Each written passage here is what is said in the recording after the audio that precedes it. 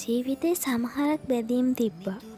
ලේ බැඳීම් වලටත් වඩා හයියක් ගැපුණ අන්න ඒ වගේ බැඳීමක් තමයි ඔයාගේ මගේ බැඳීමත්.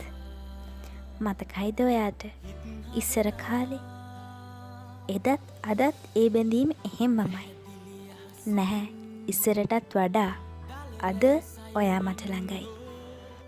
වෙලාවකට ඔයා මගේ බාරකාරයා වගේ මට ළඟ වෙද්දී මට මහා හයියක් දැනුණා.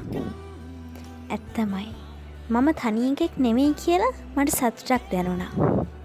සමහර නීරස් බැඳීම් නිසා ජීවිතේ විඳවනකොට ඔයාගේ මගේ තිබ්බේ බැඳීම මගේ ජීවිතේට ලොකු නිදහසක් සතුටක් ගෙනාවා.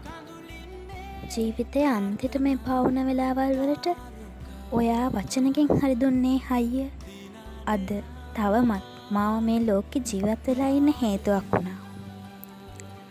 අම්මා තාත්තට කියන්න බැරි දේවල් ගොඩක් ඔයයි මමයි බෙදාගත්තා.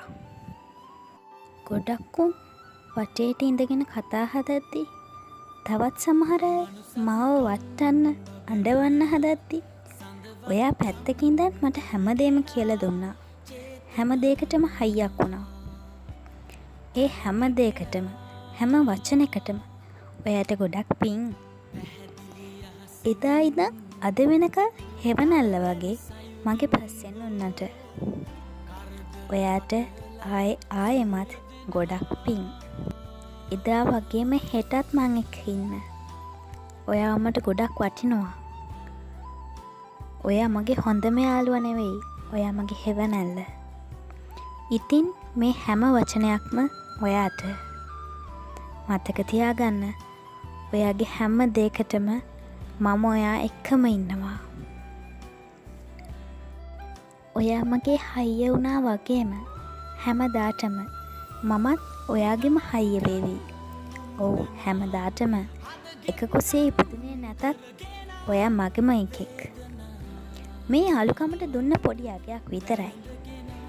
පරිස්සම් වෙයන්. සිහියෙන් වැඩ කරපන්. උඹට වරදින්නේ නැහැ. වරදින්න දෙන්නෙත් නැහැ. ඔයත් ඔයාගේ යාළුවට අදම කියන්න. එයා ඔයාට කොච්චර නම් සමීපද කියලා. මොකද ගොඩක් ආදර කතා විනාශ කරලා දැම්මම ආයේ ඒ ජීවිත ගොඩ ගන්නේ ආදරේ පස්සෙන්ම ආපු යාළුකම නිසා.